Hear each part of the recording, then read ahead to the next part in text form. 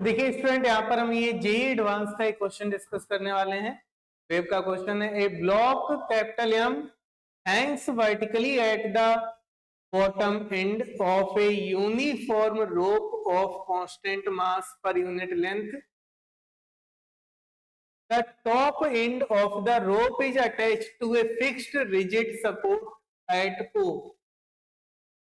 A transverse wave pulse 1 of wavelength lambda naught is produced at point O on the rope. The pulse takes time TOA to reach point A.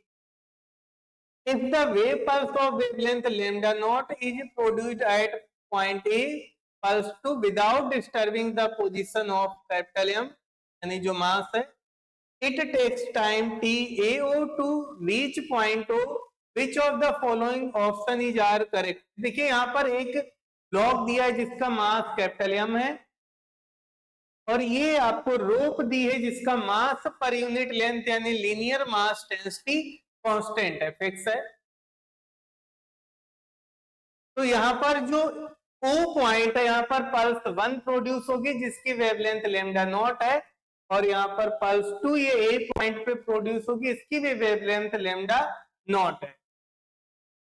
अब कौन सा option correct होगा वो find करना। तो देखिए जब यहाँ पर इस रोप में वेव ट्रेवल करेगी तो जो वेव स्पीड होती है v under root T by mu होती है।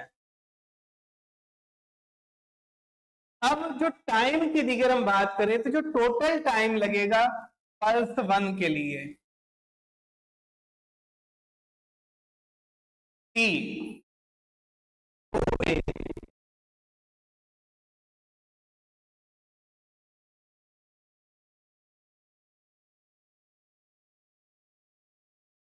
टी पल्स 1 के लिए ओ से आएगी।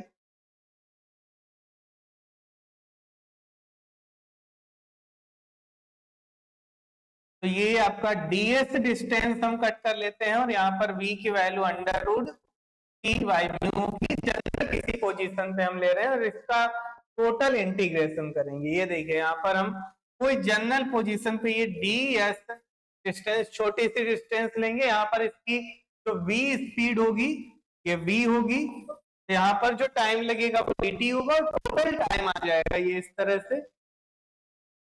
और इसी तरह से के लिए हम फाइंड करेंगे TAO, ये भी आपका इंटीग्रेशन ऑफ ds डिस्टेंस पे जो टाइम लगेगा ds बाई स्पीड उस पॉइंट के under root T by mu और इसका इंटीग्रेशन करेंगे। तो जो टाइम आप देखें TOA आ जाएगा जो टाइम, तो इसका ऑप्शन करेक्ट हो जाएगा। सेकेंड में कह रहा है B option, the velocity of the two pulse 1 and pulse 2 are the same at mid point of rope, यानी वेलोसिटी स्पीड सेम होगी, डायरेक्शन अलग अलग होगी। तो बी ऑप्शन में अगर हम वेलोसिटी की बात करें तो वेलोसिटी सेम नहीं स्पीड सेम होगी, क्योंकि v की वैल्यू जो होती है v is equal to under root T by mu होता है। तो किसी भी पॉइंट पे टेंशन जो होगा वो सेम होगा, तो जो स्पीड आएगी वो सेम आएगी।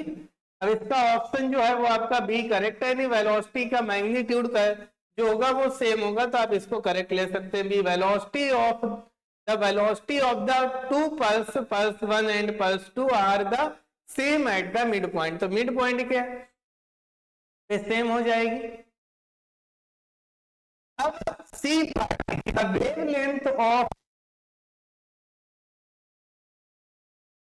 When it reach point A, जो है इसकी वेवलेंथ बढ़ेगी ऐसा बोला है, तो देखते हैं बढ़ेगी कि नहीं बढ़ेगी। v होता है न्यू लैम्डा। अब पल्स 1 ऊपर से नीचे आएगी तो टॉप पे टेंशन अधिक होगा। अगर हम यहाँ पर दो टेंशन अलग अलग लिखे हैं डायग्राम में, ये O पॉइंट पे TO लिख देते हैं और A पॉइंट का TA, तो यहाँ पर TO ग्रेटर देन TA क्यों होगा, क्योंकि रोप में भी मास है, तो TO ग्रेटर देन हो जाएगा TA के। v equal to nu lambda होता है, यहाँ पर फ्रीक्वेंसी जो है ये चेंज नहीं होगी, कांस्टेंट होगी। तो जो लेमडा होगा वी वाई न्यू आएगा। अब टेंशन ओ से घट रहा है, तो जब टेंशन घटेगा तो स्पीड घटेगी। O टू ए टी घट रहा है तो v जो होगी vo ग्रेटर देन va क्या हो जाएगा। अब स्पीड दिगर घट रही है तो ये वेवलेंथ भी घटेगी, इंक्रीज नहीं होगी। तो वेवलेंथ इंक्रीज नहीं होगी, लॉन्गर नहीं होगी। तो इसका ऑप्शन यानी सी वाला गलत होगा। अब डी देखिए, the velocity of any pulse along the rope is independent of its frequency and wavelength. जो वेलोसिटी होगी वो आपकी under root T by mu होती है। तो ये फ्रीक्वेंसी पे भी डिपेंड नहीं करेगी और वेवलेंथ पे भी। हाँ, स्पीड चेंज होने से वेवलेंथ चेंज होगी, बट वेवलेंथ के चेंज होने से स्पीड यहाँ पे नहीं चेंज हो रही। स्पीड चेंज हो रही क्यों? टेंशन चेंज हो रहा है। तो v जो है t पे डिपेंड कर रहा है, जो वेव स्पीड होगी वो t पे डिपेंड करेगी। यानी जो फोर्थ ऑप्शन है ये भी करेक्ट है, फ्रीक्वेंसी और वेवलेंथ पे इंडिपेंडेंट है। ओके।